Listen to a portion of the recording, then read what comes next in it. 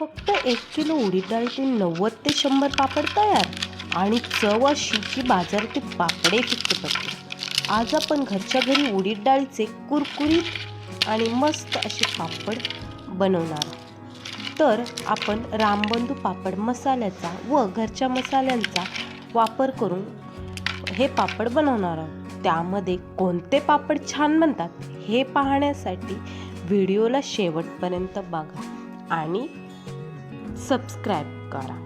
तर सर्वात प्रथम आपण 2 किलो उडीद डाळ घेतलेली आहे. तर त्या डाळीला बोरीक पावडर लावलेली असते, त्यामुळे ही पावडर पुसून घेण्यासाठी मी कापडवर तिने पुसून घेतले. त्यानंतर त्यामध्ये मी 1 वाटी मुगाची डाळ टाकली, त्याने पापड पिवळसर बनतात. नंतर आता मी बनवणार आहोत घरचा पापड मसाला 1 किलोसाठी. तर त्यासाठी मी घेतले पापड खार 40 ग्रॅम, हिंग 10 ग्रॅम, मीठ 30 ग्रॅम, मिरं 10 ग्रॅम. एकूण आपला खर्च जातोय 40 रुपये. तर मी मिठाचं प्रमाण कमी ठेवते, कारण की आमच्याकडे बीपीचे लोक आहेत, त्यामुळं खारट आम्हाला कमी लागतं. त्यानंतर मी तो मसाला आपल्याला उकळून घ्यायचा आहे. तर मी 1 ग्लासमध्ये हे जे मसाले आपण काढले होते ते मसाले मी घालून एक छान उकळी घेणार आहे.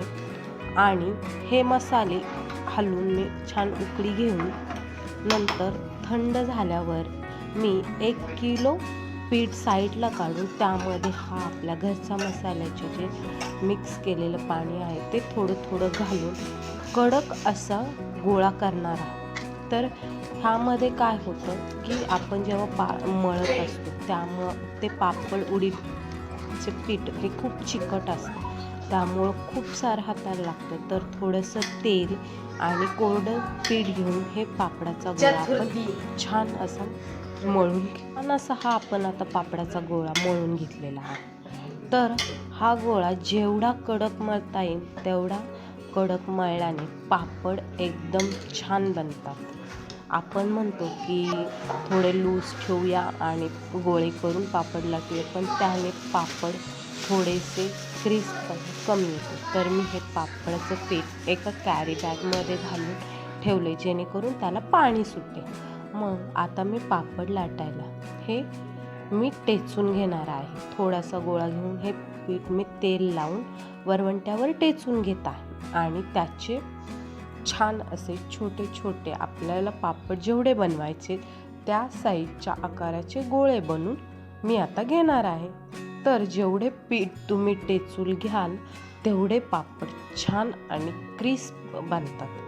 त्यामुळं तुम्ही काही लोक बोलतात की तुम्ही पापड विदाऊट टेचता पापड पण छान बनतात, पण जी टेचून जे पापड बनतात तसे टेस्ट अजिबात येत नाही त्या पापडाला. तर आता बघा हे आपले घरच्या मसाल्यापासून बनवलेले पापड कसे पिवळसर झाले. तर आता आपण रामबंधू मसाल्याचा पापड मसाला वापरून बनवणार आहोत. तर त्याला पण मी तशीच प्रोसेस केली आहे. 1 किलोला 1 पॅकेट टाकतात.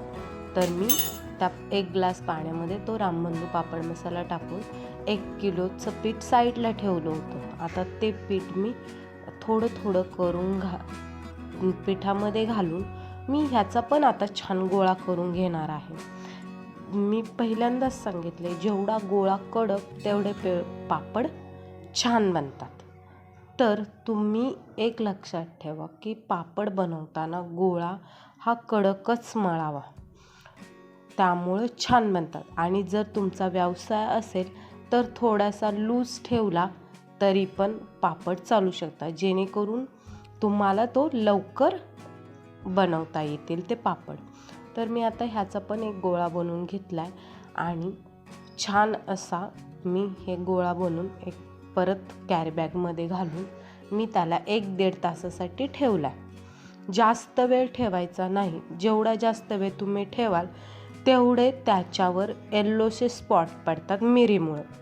हे बघा आता आपल्या रामबंधू पापडचे तर दोन्ही पापड सेमच असतात, फक्त कॉस्टिंगमध्ये फरक आहे. नाहीतर पापड 1 नंबर बनतात. दोन्ही पण पापडांची टेस्ट सेम आहे. तुम्हाला व्हिडिओ आवडला असेल तर सबस्क्राईब करायला विसरू नका.